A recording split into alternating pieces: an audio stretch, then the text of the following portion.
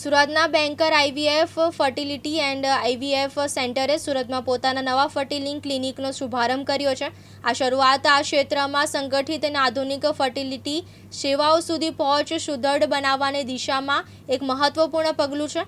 નવું સેન્ટર ઓફિસને 211-223 બીજી માળ universal trade centre LP Sawani road Adajan Surat ખાતે શરૂ કરવામાં આવ્યું છે. આ સેન્ટર ફર્ટિલિટી અને આસિસ્ટેડ રિપ્રોડક્ટિવ ટેકનોલોજી સંબંધિત તમામ સેવાઓ પૂરી પાડશે. આધુનિક ક્લિનિકલ ઇન્ફ્રાસ્ટ્રક્ચર, નવીનતમ લેબોરેટરી સુવિધાઓ અને નિષ્ણાંત તબીબોની ટીમના સહકારથી આ સેન્ટર સુરત શહેરમાં પરામર્શ, તપાસ અને સારવારની પૂર્ણ સુવિધાઓ ઉપલબ્ધ કરાવશે.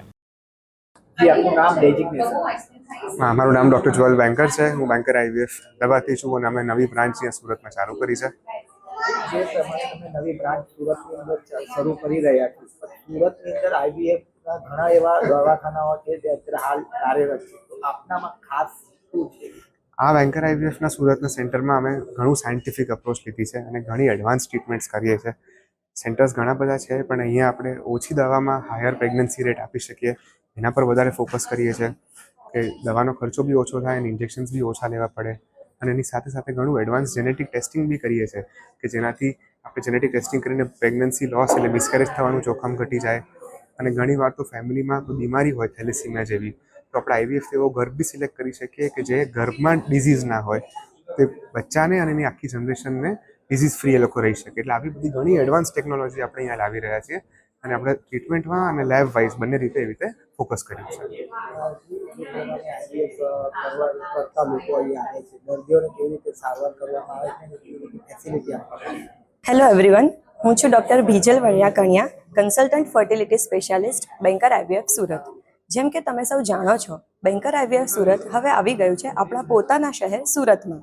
કોઈપણ કપલ જ્યારે 1 વર્ષથી વધારે પ્રેગ્નન્સી રોકવા માટે પ્રયાસ કરે છે અને તેમને પ્રેગ્નન્સી નથી રહેતી, તો એવા કપલે બિલકુલ સમય બરબાદ કર્યા વગર જે તે ઇન્ફર્ટિલિટી સેન્ટર પર વિઝિટ કરી અને પોતાના ઇન્વેસ્ટિગેશન અને ટ્રીટમેન્ટ ડિસ્કશન કરવી જોઈએ.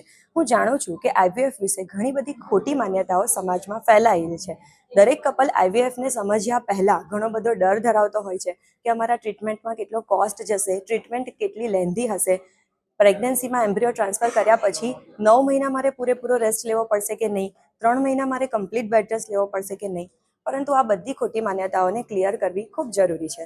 જ્યારે પણ તમે ઇન્ફર્ટિલિટીની ટ્રીટમેન્ટ માટે કોઈ ક્લિનિક ડિસાઇડ કરો છો, તો એ ક્લિનિકના ઓબ્વિયસલી લેબોરેટરી અને બાકીના પેરામીટર્સ જાણ્યાની સાથે એ ક્લિનિક, એનો સ્ટાફ અને એના કન્સલ્ટન્ટ તમને કેટલી ટ્રાન્સપરન્સી સાથે ઇન્ફોર્મેશન આપે છે, કોઈ પણ હિડન ચાર્જ ના હોવા જોઈએ, એમનો સક્સેસ રેટ કેટલો છે, એ ક્લિનિક OHSS ફ્રી છે કે નહીં, શું પ્રોટોકોલ, શું ઇન્જેક્શન યુઝ કરે છે, એ બધી માહિતી આઈવીએફ ટ્રીટમેન્ટ ચાલુ કરતાં પહેલાં જાણવી જોઈએ. અબુ મિર્ઝા સાથે મુકેશ ગુરવ, દિવ્યાંગ ન્યૂઝ, સુરત.